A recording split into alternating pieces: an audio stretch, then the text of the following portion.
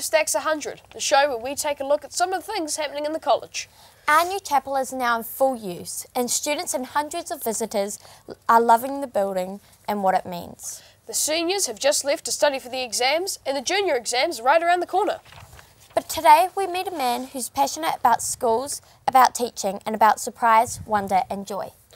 Welcome international educator Peter O'Connor. Tell us more about your views that are surprise, wonder and joy. Well, it's all about how classrooms can be places of great excitement, discovery, the possibilities of finding out things we didn't know when we started out our lesson in the morning. Yes. I know you use all sorts of exciting words when you talk to audiences around the world, like pretend and ideas like teaching as an art. Could you tell us more about that? Well, yes, sure. Meg, it's like this really. Teaching you can see as a technical skill, something that you can learn really easily, or you can think of it as an art, which means that you're an artist if you're a teacher. So if you're an artist as a teacher, you're trying to make something new every time you teach, and you're working with the students as part of what it is that you're trying to make, which wasn't made before, a new kind of learning. You also want us to live in the now, for the moment. What do you sort of mean by that? Well, I think a lot of people spend most of their lives waiting for something to happen, waiting for the future. It makes more sense sometimes, I think, to grab what's in the now, to make the most of actually what's happening in your life right now at this moment, rather than to spend your life waiting for something. So you believe teaching should be an improvisational art form? Yes. Would you like me to talk about that, Meg? Yes, please. So an improvisational art form it's like jazz, or like being in a rock band or something like that. So you've got a pretty good idea of what it is that you're wanting to do with your class, but you improvise, you make it up as you go along. And if you're making it up as you go along, that's where you get the surprise, that's where you get the wonder. And if you're really lucky, you get joy. Everyone's happy in the classroom. Teachers, students, everyone. Speaking of improvisational art forms, we are going to have a little break to have a look at a piece made by some Year 12 media students about the Junior Performing Arts program in the studio. Let's take a look. When tomorrow comes, I'll be on my own, feeling frightened of the things that I don't know. When tomorrow comes, when tomorrow comes. Simon Williams started the TV studio in 1998. To this day, it is still the only professional studio in a New Zealand school.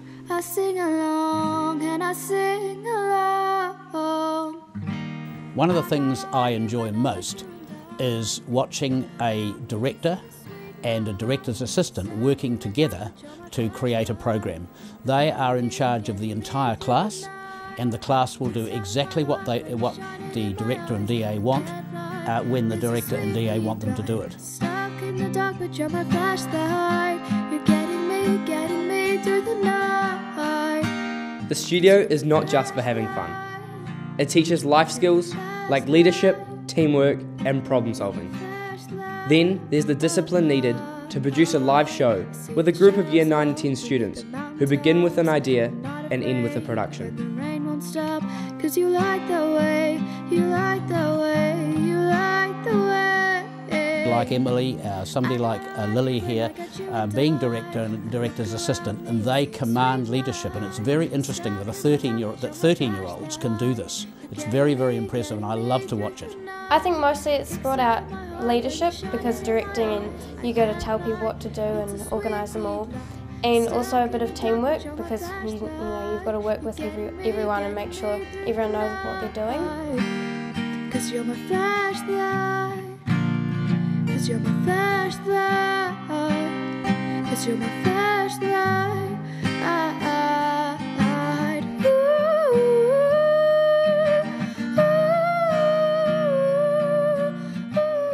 Most St Andrews students spend some time in the studio, where they have fun, but they also learn some valuable skills.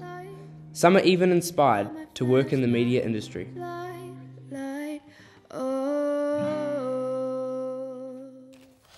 I guess making a multi-camera show like what we're doing now really fits your philosophy.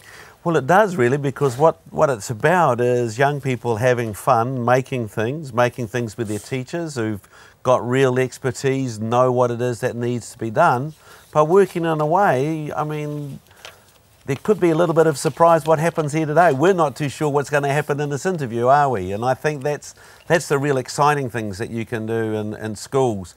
Trying things out, not being exactly sure how they're going to end up. And life is much more interesting when it's led that way as well, I think. Sometimes life is a little overplanned, a little too straightforward, and being able to sort of improvise, make things up as we go along is a really useful way to be in the world. Wow. So you said before that we're always so busy that we don't have time to live in the moment. You also say that we don't have time to notice things. Could you tell us? Well, I think one of the things which happens, I imagine your life is even busier than mine. Constantly full of things, isn't it? Moving from one thing to the next. And sometimes life is so fast, so full of things. Especially, you know, you're answering your text message, you're doing this, you're watching that.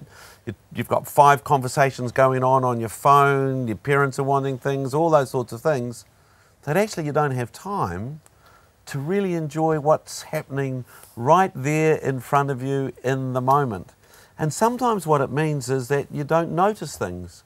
You don't notice all the things that are happening around you because you're just so busy planning for tomorrow. So you believe education is too planned and organised, you know, following a textbook. How do we fix that? I think there's lots of ways of fixing it. One of the ways of fixing it is how we go about teacher training. So I work in a university in Auckland where we train teachers, and I'm really interested in training those teachers so that they don't feel that they have to spend all their time planning lessons. They should spend time enjoying the lessons that they teach and finding ways to do that. I think the other thing about that is it doesn't mean you don't plan, but what you spend most of your time planning is what you start with rather than what you're going to end with. Well, it's been really cool talking to you, but what exciting things are you doing at the moment? Exciting things that I'm doing at the moment? Well, I'm working here in Christchurch.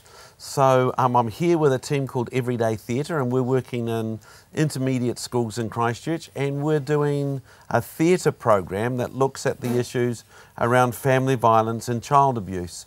So we've been doing that in intermediate schools. It's part of a program that's been going for 12 years and it's been funded by the government. And so that's a really exciting and interesting program. I've just come back from teaching in the Middle East, and that's been working with teachers who are from Palestine and helping them to become better teachers in their classroom. So those are some of the exciting things I'm doing. That's so cool. Well, that's all for today, and thank you to Peter O'Connor, and thank you to the media class in which that we just saw the video from. Thank you for now. Bye.